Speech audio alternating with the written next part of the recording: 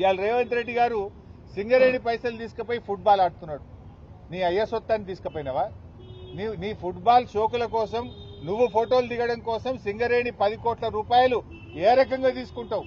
ఒకవైపు కార్మికులకు జీతాలకు పైసలు లేవు, అప్పులు తెచ్చుకొని బ్యాంకుల్లో ఓడీలు తెచ్చుకొని సింగరేణి సంస్థ ఆగమైతుంటే నీ ఫుట్బాల్ షోకుల కోసం 10 కోట్ల రూపాయల సింగరేణి డబ్బును నువ్వు ఏ రకంగా వాడతావు? గతంలో సిఎస్ఆర్ డబ్బు సింగరేణి డబ్బు బీఆర్ఎస్ ప్రభుత్వం ఉన్నప్పుడు వాడితే ఆ పిల్లల కోసం వాడినాం. సింగరేణి పిల్లలకు ఒక మెడికల్ కాలేజీ పెట్టడానికి వాడినాం, లేదా ఒక స్కూళ్లు కట్టడానికో కాలేజీలు కట్టడానికో మంచినీళ్ళు ఇవ్వడానికో వాడినాం. నువ్వేమో ఫుట్బాల్ షోకుల కోసం వాడుతున్నావు.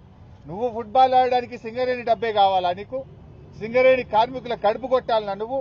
ఏ రకంగా నీకు మనసు వచ్చింది సింగరేణి డబ్బులు తీసుకోవడానికని నేను అడుగుతా ఉన్నా. ఇది దుర్మార్గమైన ప్రభుత్వం. నువ్వు ఫుట్బాల్ ఆడడానికి రాష్ట్ర ప్రభుత్వంలోనే 5 కోట్ల తీసుకుపోయి స్టేడియం కట్టుకుంటావు, సింగరేణి 10 కోట్లు తెచ్చి ఆ మెస్సీతో మ్యాచ్ ఆడుతా అంటావు. ఎవరయ్యే సొత్తని సింగరేణి పైసలు డైవర్ట్ చేస్తా ఉన్నావు? సింగరేణిలో జీతాలు ఇద్దామంటే పైసల్లే ఓడి తెచ్చుకునే పరిస్థితి ఉన్నది. నువ్వు 10 కోట్లు తెచ్చి ఫుట్బాల్ ఆడతావా? ఇదేనా ప్రజాప్రభుత్వం? ఏ రకంగా దుర్వినియోగం చేస్తావని చెప్పి నేను రేవంత్ రెడ్డిని అడుగుతా ఉన్నా.